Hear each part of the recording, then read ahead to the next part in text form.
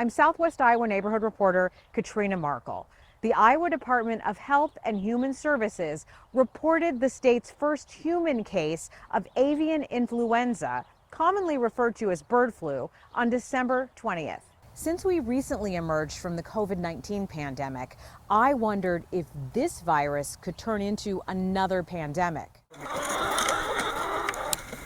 These aren't the issues of science fiction. These are real and real concerns. Dr. Mark Rupp is a professor and chief of infectious diseases at the Nebraska Medical Center. Where are we with this virus and the risks to people? So I think the H5N1 avian influenza that we're seeing in the United States today is something that we need to be aware of and keep a close eye on.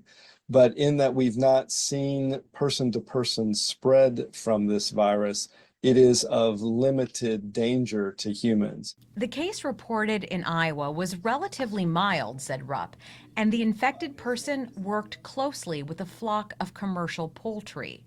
The Iowa Department of Natural Resources has been monitoring the presence of avian flu in Iowa's wild birds since 2022. DNR veterinarian and ecologist Dr. Rachel Rudin says there's no reason to panic. People are generally safe from this virus in our kind of day-to-day lives. There are no known cases of the virus spreading from human to human, and public health officials would like to keep it that way.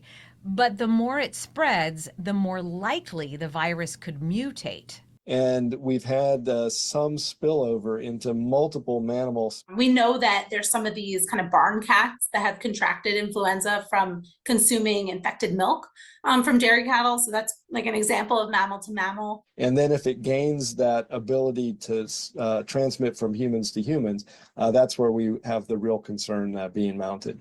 To avoid that, infectious disease experts want to limit the spread.